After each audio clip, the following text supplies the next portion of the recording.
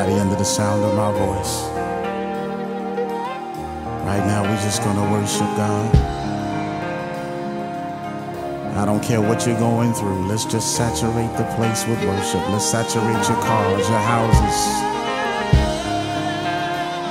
Offer it up to Him right now. Whatever.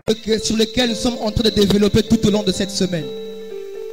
Et pour ma part, j'aimerais transmettre un petit message concernant aussi le Dieu des générations qui va certainement bénir plusieurs personnes dans ces lieux. Amen. Mais avant de pouvoir commencer ma prédication sur le Dieu des générations, j'aimerais d'entrée de jeu commencer d'abord à pouvoir libérer un message prophétique que le Seigneur a eu à imposer dans nos esprits. Ça fait un peu plus de 2 mois. Alors tout là où nous avons la charge de pouvoir apporter la parole, la première des choses que nous faisons, c'est d'abord de libérer ce message prophétique. Tu me dis Amen et je libère le message. Alors la pensée du Seigneur par rapport à ces temps-ci, par rapport précisément aussi à une génération, c'est que le Seigneur a décidé de pouvoir être un père responsable. Et dans sa responsabilité, Dieu a décidé de prendre en charge ceux qu'il aime, selon l'écriture qui dit que ce que l'œil n'a point vu, ce que l'oreille n'a point entendu, ce qui n'est point monté dans le cœur de l'homme, Dieu le réserve pour ceux qu'il aime. 1 Corinthiens chapitre 2 verset 9. Et c'est dans cette écriture que résume la pensée prophétique pour ces temps. Et voici le message de l'Éternel. Pour tous ceux qui aiment Dieu, non pas pour ses mains, mais pour sa face, Dieu leur réserve une prise en charge en 3 dimensions. Dis après moi 3 dimensions. Ces 3 dimensions, je l'appelle les 3 dimensions de la prise en charge divine. La première dimension de la prise en charge divine consiste à ce que Dieu puisse prendre en charge tout ce qu'il aime, premièrement en matière de finances. Dis après moi le finance. Dis après moi le finance. J'aimerais informer à quelqu'un qui se trouve en ces lieux. Si réellement tu aimes Dieu, non pas d'abord pour ses mains, mais pour sa face, sache qu'à partir de ce soir, Dieu te prend en charge concernant tes finances. La deuxième des choses, c'est que Dieu prend en charge tout ce qu'il aime en matière de santé. Dis après moi la santé. Dis encore après moi la santé. Oui, en matière de santé. Tous ceux qui aiment Dieu, je vous rassure que le Seigneur a décidé de vous prendre en charge, surtout concernant votre santé. Et la troisième dimension, Dieu a décidé de prendre en charge tout ce qu'il aime en matière de travail, d'études et de ministère. J'ai vu des personnes qui étaient dans le chaos sur toutes ces 3 dimensions. Mais après avoir entendu ce message prophétique, ils ont subi un shift dans leur vie. Ainsi, j'annonce que comme tu viens d'être mis au courant par rapport à cette prise en charge divine, plus rien ne sera comme le même à partir de ce soir. Si tu avais un problème de santé, sache qu'à partir de ce soir, tout est restauré. Si tu avais un problème de finance, sache qu'à partir de ce soir, en sortant de ces lieux, tes poches ont gonflé. Et si tu avais un problème concernant tes études, concernant ton ministère, concernant le travail, sache que ce soir, Dieu te prend en charge sur ce plan-là. Ainsi a parlé l'Esprit du Seigneur. Le deuxième message que l'Esprit de la prophétie m'a donné, c'est en ce matin. Dans une vision, le Seigneur m'a montré l'Église en général, l'Église des nations. Et sur l'Église, j'ai vu un esprit qui soufflait précisément sur le leader des églises. Et cet esprit n'était pas un bon esprit. Cet esprit apportait la division dans l'église. Mais ça commençait par l'ange que Dieu avait placé dans l'église. Et cet esprit était précisément l'esprit de divorce dans le chef des hommes de Dieu. Et le Seigneur m'a dit ceci, que très bientôt, nous avons vu à Kinshasa l'esprit de divorce qui était en train de battre son plein. Bientôt cet esprit est sur le point encore de revenir. Et l'Esprit de Dieu dit, avertit déjà l'église. Église, mettez-vous déjà à prier pour contrecarrer le plan du diable. Parce que le plan de l'ennemi, c'est de pouvoir dissoudre la famille. C'est de pouvoir diviser la famille.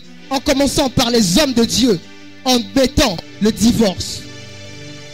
Église, c'est déjà le temps de prier par rapport à cela.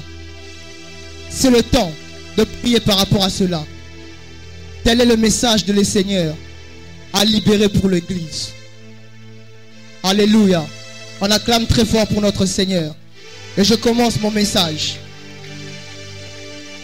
Le Dieu de génération. Ce soir, j'aimerais nous parler d'un sous-thème que j'ai intitulé « C'est une question de sémence ». Dis après moi, c'est une question de sémence. Je ne t'entends pas, c'est une question de sémence. C'est une question de sémence et le sous-thème dont je vais parler ce soir. Et très rapidement, j'ai divisé ma prédication en 4 points. Je vais aller très rapidement, alors soyez attentifs. Le premier point, je l'ai intitulé « Introduction ». Le deuxième point, je l'ai intitulé « Un ancêtre et une descendance ». Le troisième point, je l'ai intitulé « Ce mystère est grand ». Et enfin, le quatrième point, conclusion. Je répète, le premier point, introduction. Le deuxième point s'intitule « Un ancêtre et une descendance ». Le troisième point s'intitule « Ce mystère est grand ». Et le quatrième point s'intitule « Conclusion ». Alors, tenons-nous debout, nous allons lire la parole du Seigneur. Je nous propose 3 textes. Exode 3. Le verset 1er jusqu'au 6e verset. Je lis le nom du Seigneur. Je lis le nom du Seigneur. Moïse faisait paître le troupeau de Jéthro, son beau-père, sacrificateur de Madian. Et il mena le troupeau derrière le désert et vint à la montagne de Dieu, à Horeb. L'ange de l'Éternel qui apparut à une flamme de feu au milieu d'un buisson. Moïse regarda et voici le buisson était tout en feu et le buisson ne se consumait point. Moïse dit, je veux me détourner pour voir quelle est cette grande vision et pourquoi le buisson ne se consume point. L'Éternel vit qu'il s'est détourné pour voir. Et Dieu l'appela du milieu du buisson et dit, Moïse, Moïse. Il répondit, me voici. Dieu dit, n'approche pas d'ici, ôte tes souliers de tes pieds, car le lieu sur lequel tu te tiens est une terre sainte. Et il ajouta, je suis le Dieu de ton père, le Dieu d'Abraham, le Dieu d'Isaac et le Dieu de Jacob. Moïse se cassa le visage car il craignait de regarder Dieu. Deuxième texte, nous sautons toujours dans Exode chapitre 3. Nous lisons le 15e verset. La Bible dit ceci. Dieu dit encore à Moïse, tu parleras ainsi aux enfants d'Israël. L'Éternel, le Dieu de vos pères, le Dieu d'Abraham, le Dieu d'Isaac et le Dieu de Jacob m'envoie vers vous. Voilà mon nom pour l'éternité. Voilà mon nom de génération en génération. Dernier texte, Matthieu chapitre 17.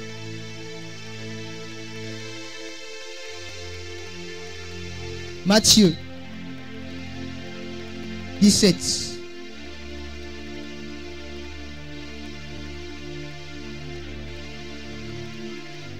Je commence au verset 14 jusqu'au verset 20.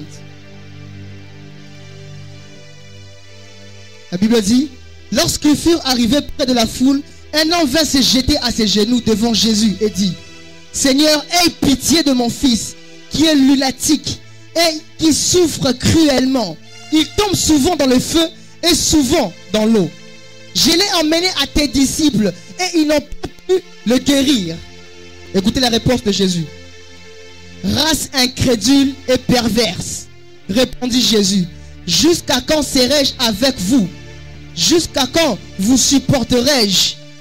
Emmenez-les-moi ici. Jésus parla sévèrement au démon qui sortit de lui. Et l'enfant fut guéri à l'heure même. Alors les disciples s'approchèrent de Jésus et lui dirent en particulier, pourquoi n'avons-nous pas pu chasser ces démons?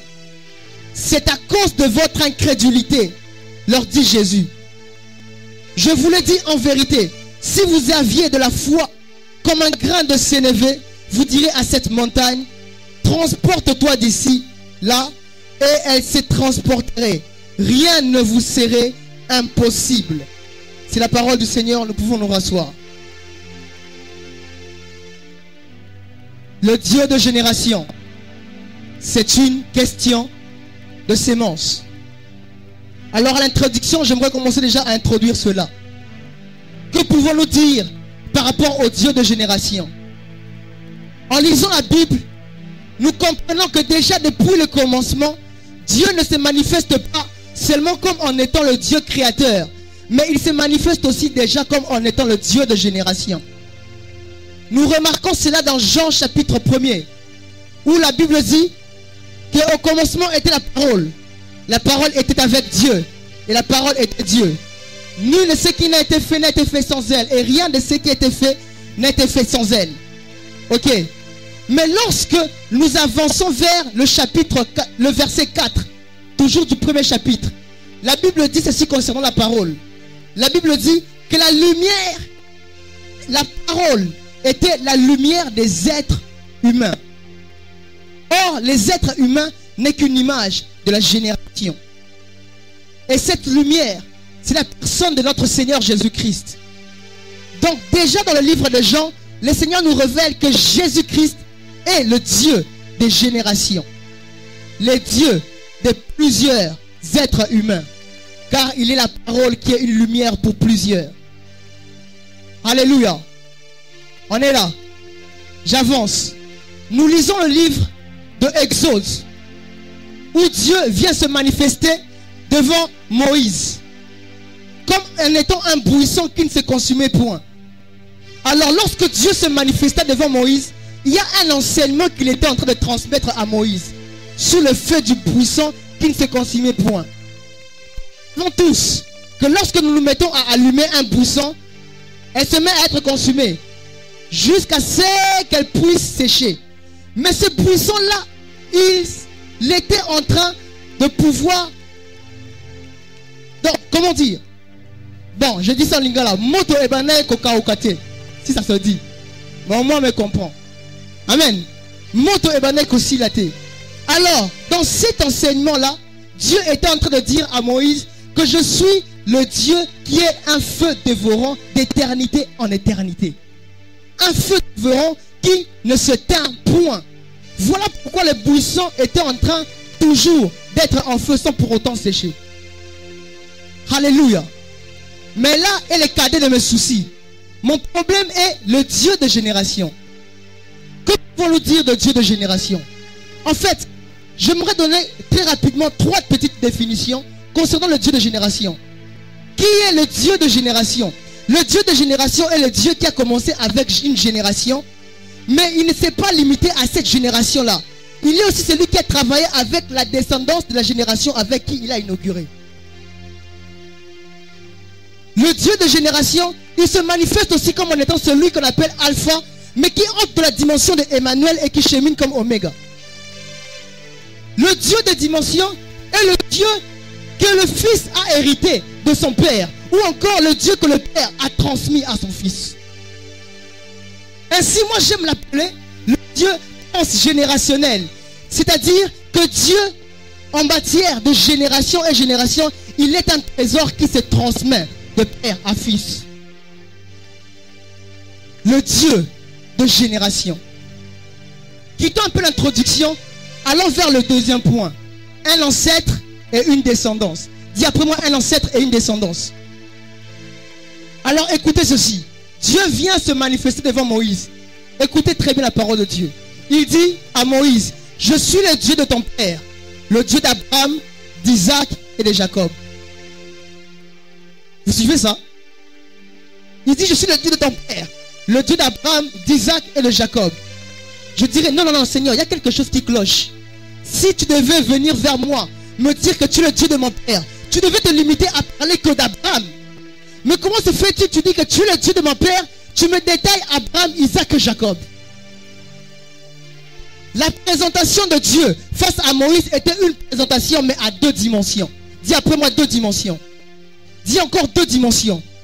La première dimension, c'est que Dieu s'élevait d'abord comme en étant le Dieu du Père. Autrement dit, le Dieu de la personne avec qui il a inauguré. Dieu se présente d'abord comme en étant celui qui est le Dieu qui porte la sémence. Dieu se révèle d'abord comme en étant celui qui a derrière lui toute une multitude, toute une descendance. Il se révèle d'abord comme en étant le Dieu du Père. Mais il y a quelque chose qui me tique. Il dit je suis le Dieu du Père. Mais lorsqu'il commence à se détailler, il dit je suis le Dieu d'Abraham, d'Isaac et de Jacob. Dans la deuxième dimension de la présentation de Dieu face à Moïse, Dieu est en train de révéler à Moïse ceci, que je suis certes le Dieu de ton père, mais surtout je suis le Dieu des générations. C'est ce que Dieu est en train de faire comprendre à Moïse. Je pense que je serai doctoral ce soir. Après quoi je vais shifter dans ma dimension prophétique et puis on va atterrir avec beauté. Tu me dis un amen et j'avance. Ah, tu me dis un amen et j'avance fort. Nous sommes dans la deuxième dimension où Dieu se présente face à Moïse. Et dans cette deuxième dimension, il y a encore 3 sous-dimensions. La première sous-dimension, dans la deuxième dimension, où Dieu vient se manifester, se présenter devant Moïse. Dieu est en train de dire certes qu'il est le Dieu de génération, mais il est en train surtout de dire à Moïse ceci. Moïse, tu dois savoir que je suis le Dieu des généalogies. Moïse, je suis le Dieu d'Abraham, d'Isaac et de Jacob. Sache que je respecte la généalogie et non l'anarchie. Deuxième chose, Dieu est en train de dire à Moïse, hormis qu'il est le Dieu de généalogie, il est en train surtout aussi de dire à Moïse, Moïse, sache que c'est ton temps. Écoutez, Dieu dit à Moïse, je suis le Dieu d'Abraham, le Dieu d'Isaac, le Dieu de Jacob. Autrement dit, il est en train de lui dire ceci. Je suis le Dieu d'Abraham, le Dieu d'Isaac, le Dieu de Jacob, qui sont tes ancêtres. Mais maintenant, en ces temps-ci, tes ancêtres ne sont plus là. Et vu que toi, tu fais partie de leur généalogie, sache que le temps est venu où je veux maintenant t'utiliser. Je suis venu annoncer à quelqu'un, le temps est venu où Dieu veut maintenant commencer à t'utiliser. Tu ne m'as pas entendu, je suis en train de dire à quelqu'un que le temps est venu où Dieu veut maintenant commencer à t'utiliser toi. Dieu a agi au travers tes pères. Le temps est arrivé. Puisque le Dieu de génération s'est révélé devant toi, sache que c'est ton temps où tu dois commencer à travailler. Cher Dieu, écoutez, la Bible dit ceci. Lorsque Dieu s'est manifesté à Moïse, il dit, je suis descendu pour pouvoir délivrer mon peuple de la domination. Mais comment est-ce que le je suis de Dieu s'est manifesté? C'est par l'envoi de Moïse. Je pourrais dire à quelqu'un ceci. Lorsque Dieu t'envoie, sache que ce n'est pas toi, mais c'est le Dieu qui s'appelle je suis qui entre en action. J'étais en train de dire, lorsque Dieu t'envoie pour une mission, il t'envoie, il te libère un appel, sache que ce n'est pas toi qui vas agir, mais c'est le Dieu qui s'appelle je suis, le Dieu qui se conjugue au présent, qui travaillera avec toi. Dieu dit, je suis descendu, mais on voit Dieu venir comme Jésus était venu. On voit Dieu au travers d'un bec.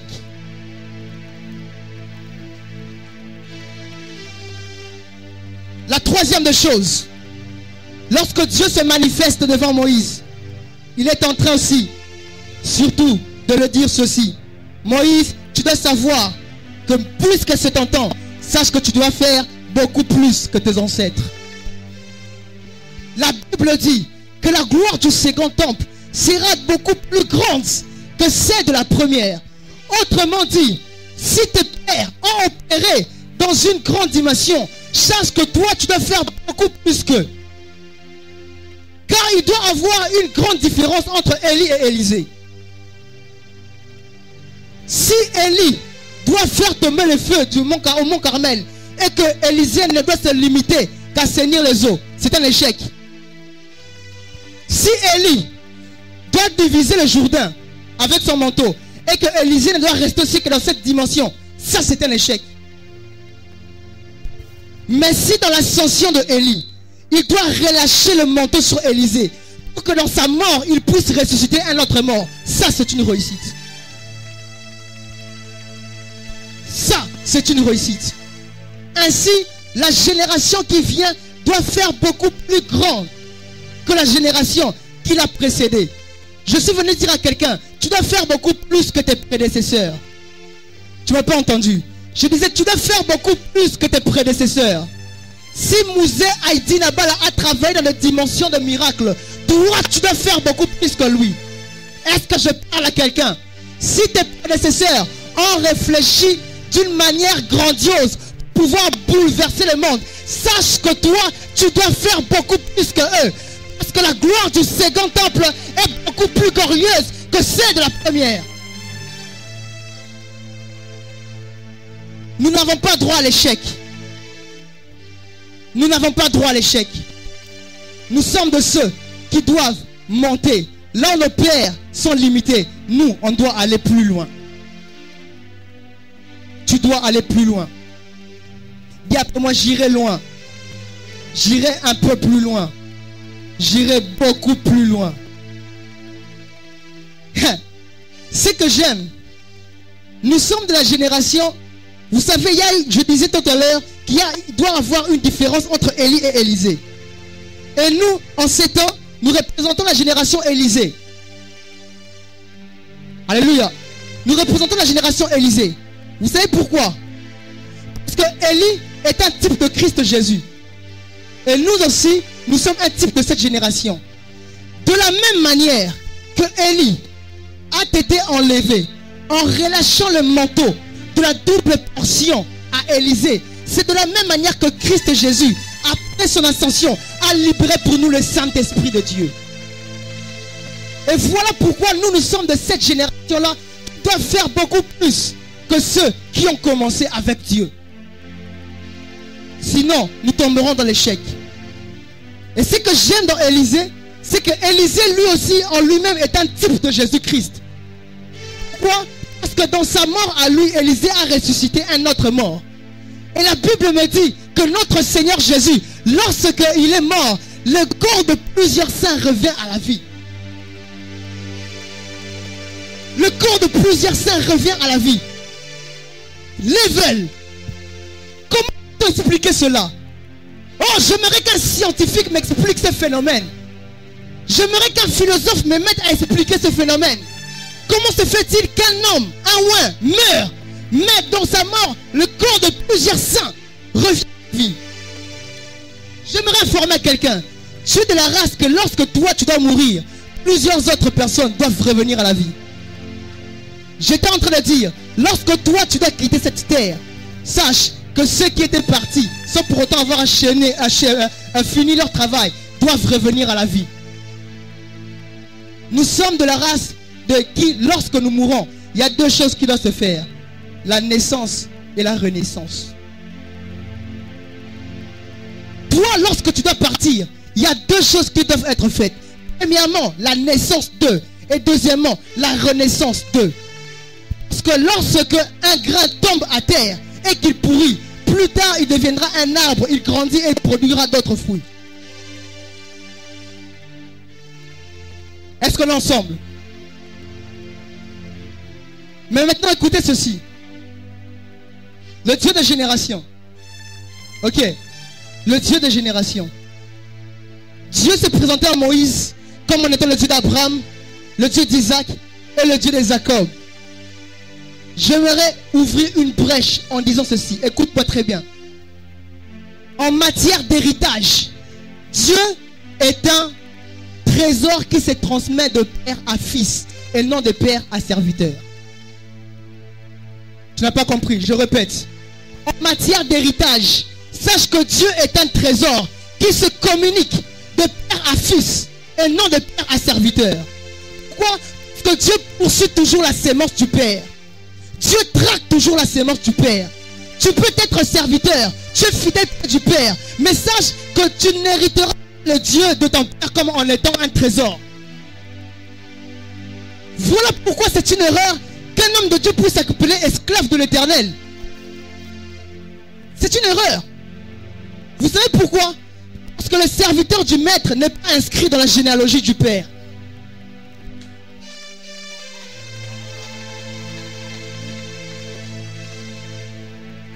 Voilà pourquoi nous ne sommes pas des Baou Moulanza, mais nous sommes des Abanaya.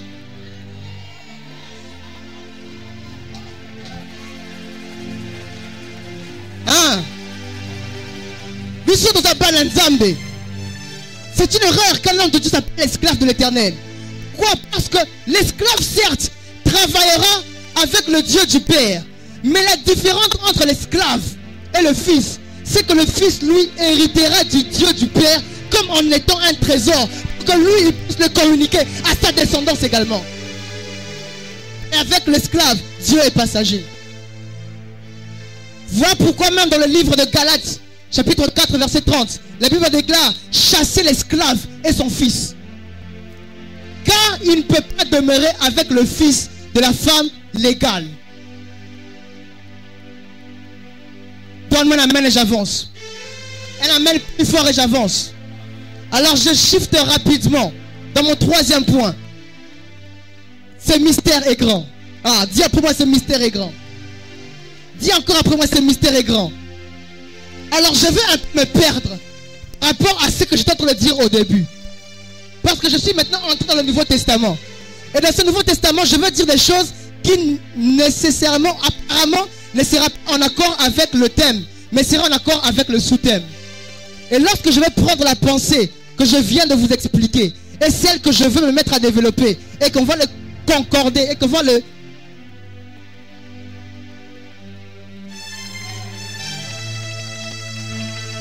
C'est alors vous saurez pourquoi c'est une question de sémence. Alors dis encore après moi, ce mystère est grand. Voilà l'histoire. On amène devant Jésus un enfant parani. Non, c'était pas un paralytique, c'était un épileptique. On amène un épileptique. Cet épileptique a fait le tour des disciples de Jésus. Attends mon côté qui ça est. Il a fait le tour. Rien. Pas Kingandi, ce qui Pierre. Judas. Rien. Prise de finition. Il y a Jésus. On l'amène, c'est Jésus. Le Père s'est jeté au pied de Jésus. Il lui dit: je t'en supplie, pas disciple sauve pour moi cet enfant. Écoutez, Jésus dit. Il répond à ses disciples. Hein? Il dit: génération incrédule et perverse. Jusqu'à quand serai-je avec vous? J'aime la réponse de Jésus. Il dit: amène-les-moi ici. Amène-les-moi ici. On emmène l'enfant vers Jésus. Et la Bible dit que Jésus menaça le démon. Et le démon fut sorti à l'instant même. Je crois à la puissance qui est un processus. Mais je crois aussi à la délivrance du Tchikouk. Je crois à un Dieu qui est capable d'agir aujourd'hui, demain et après-demain avec processus. Mais je crois aussi à un Dieu qui est capable d'agir aujourd'hui. Tosilani lelo. Je crois en ce Dieu-là. S'il a fait avec Jésus et que Jésus lui nous dit qu'on peut faire beaucoup plus que lui, pourquoi on n'arrive pas à le faire? Pourquoi on n'arrive pas à le faire? Mais là, il m'est cadet de mes soucis. J'aimerais encore avancer. Dis après moi, avance. On l'amène vers Jésus. Jésus menace les démons. Les démons partent. Les disciples vont à coup. Batunia Jésus. Pour nani bisoko quitter. Jésus leur dit: c'est parce que vous n'aviez pas la foi. Écoutez ce qu'il leur dit. Si vous avez la foi comme un grain de sénévé, vous direz à cette montagne: ôte-toi de là et jette-toi dans la mer. Et la montagne fera quoi? Hello? Elle va obéir, n'est-ce pas? Donc, si le démon n'avait pas entendu, c'est parce que la foi des disciples n'était pas la dimension des grains de sénévé. N'est-ce pas? Maintenant, écoutez ceci. Je voudrais ouvrir quelque chose de très important. Dans cet enseignement, plusieurs personnes ont, comment dire, mais concernant cet enseignement, le grain de sénévé. Beaucoup de prédicateurs ont mal interprété cette parabole de Jésus. Et voilà pourquoi l'apostasie même est entrée dans l'église. Pourquoi? Parce qu'en matière de foi, la foi du grain de sénévé a été mal enseignée. Et l'apostasie a commencé à entrer dans l'église. J'aimerais nous expliquer ceci. Jésus dit: que représente la foi? Non, Jésus dit: si vous avez la foi comme un grain de sénévé. La question est: que représentent les grains de sénévé?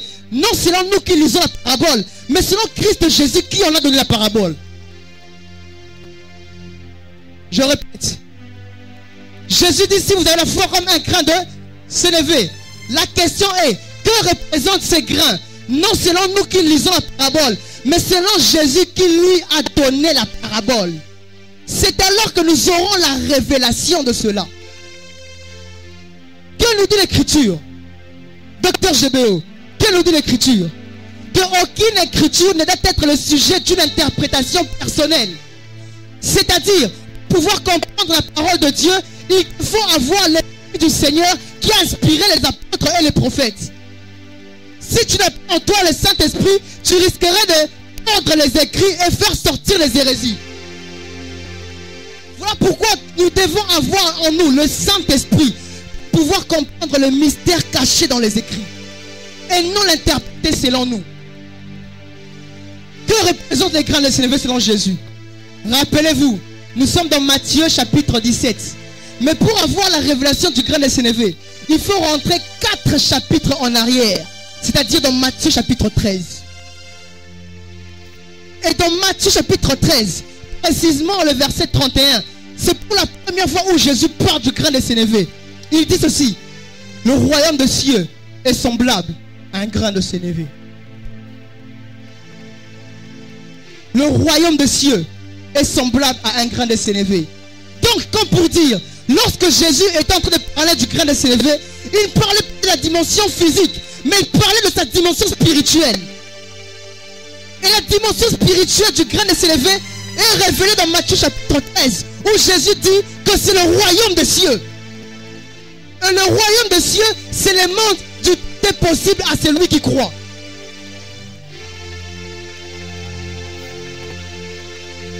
Le royaume des cieux, c'est le monde où il n'y a pas d'impossibilité.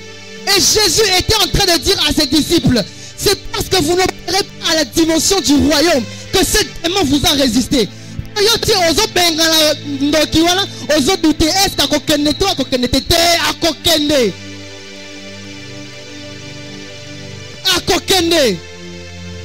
Jésus était en train de parler du royaume, de la dimension du royaume.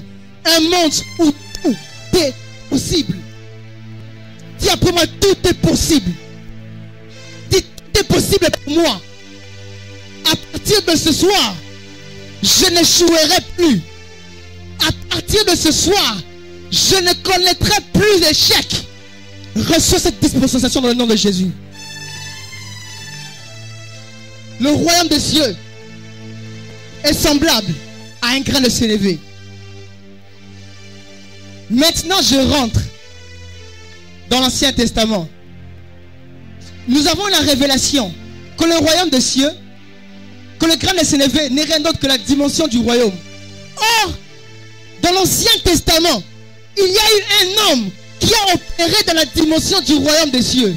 Cet homme a porté le nom du père de la foi, qui n'est rien d'autre que Abraham. Abraham a opéré dans une dimension du royaume alors que la dispensation de l'esprit n'était pas encore arrivée.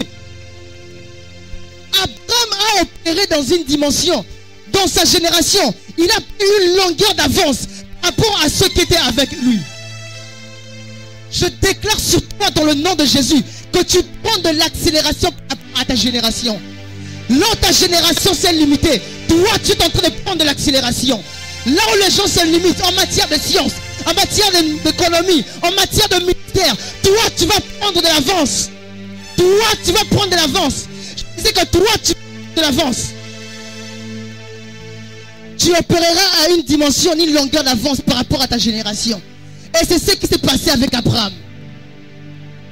Abraham a opéré dans une longueur d'avance.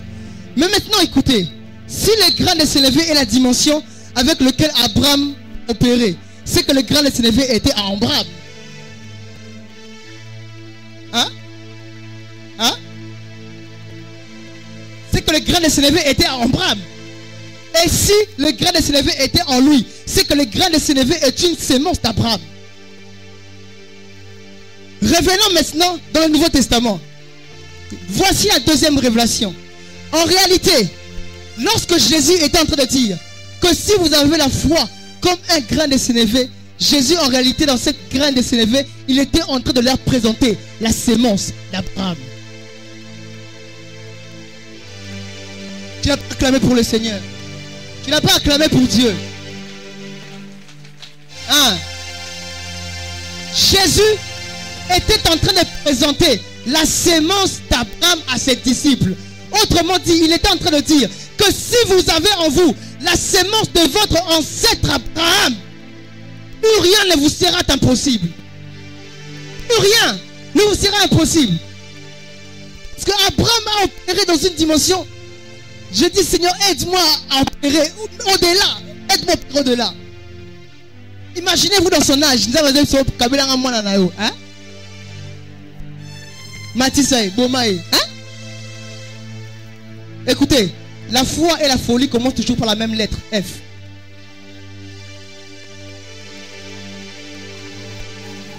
Ah. F. La foi et la folie commencent par la même lettre, F. C'est-à-dire, si tu dois apprendre à être fou avec Dieu, tu n'iras jamais loin. Tu n'iras jamais loin. Si tu restes rationaliste, on te calcule nabiso et pesite boye, on nini boye, on kokene musikate. Si tu veux aller loin avec Dieu, apprends à risquer. Attends le simite lobe kosima. Attends le kosima kaka.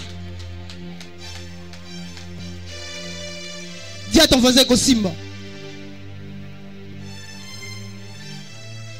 La foi comme un grain de sénévé. C'est le royaume des cieux qui n'est rien que la sémence d'Abraham. Voilà pourquoi on va considérer ce que c'est faux, c'est faux, c'est faux.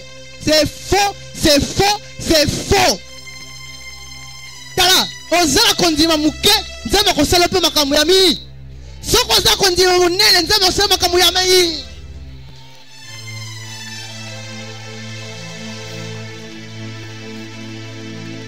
Ce genre d'enseignement doit mourir à l'église.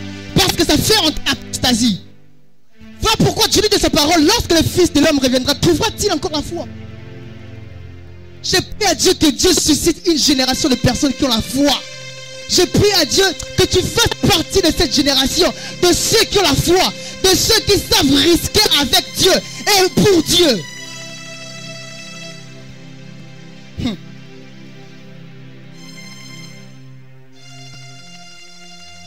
Je suis en train de finir mon message. Voici maintenant la conclusion. En réalité, ce que le Seigneur attend de l'église en ces temps-ci, c'est que le grain de sénévé revienne dans l'église. Je suis en train de prophétiser que le grain de sénévé est en train de revenir. Alors que le grain de sénévé, la dimension du royaume, était en train de s'écarter, je prophétise que cette dimension est en train de revenir dans l'église. Et quand tu es venu en cette réunion ce soir, sache que cette dimension est en train de tomber sur toi ce soir-là. Elle est en train de tomber sur toi. À partir de ce soir, ta dimension va shifter. À partir de ce soir, tu ne verras plus les choses comme autrefois. Tout simplement parce que la sémence d'Abraham se trouve en toi. Le Dieu de génération, c'est une question de sémence.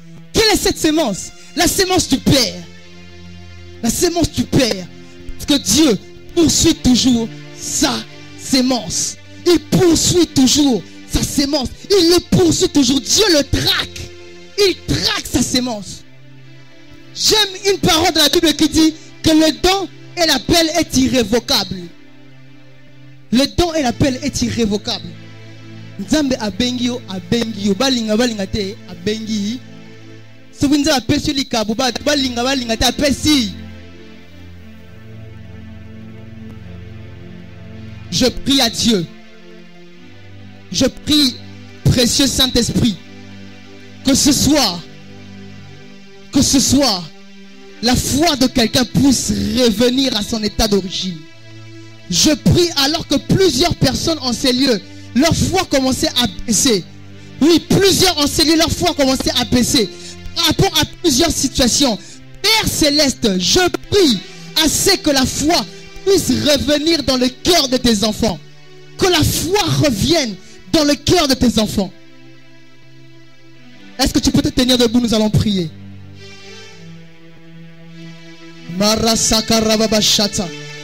Ikatara kontoro boboko shia. Mente prokotariza kataba konto. Minte kebarisa kabroka itaraka. Mente keriba shaka baraka sataba sheke. Lève tes mains et commence à dire à Dieu, Seigneur, je désire cette dimension.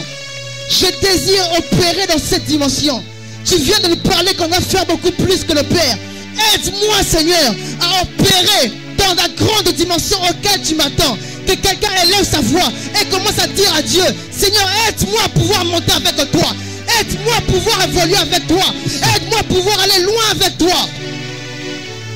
Rebabo shakana rababasaya. Sheke brosaya. Oh, ne sois pas un spectateur. Mets-toi à prier en ces instants. Mets-toi à prier, prie. La dispensation est libre en ces temps. L'atmosphère est dégagée. L'atmosphère est dégagée. Shanda rababoko shika rababo saya. Minte broso kotobo shikata baba. Ina la robo shakata ba ikanta. Ikabosia tarakonto.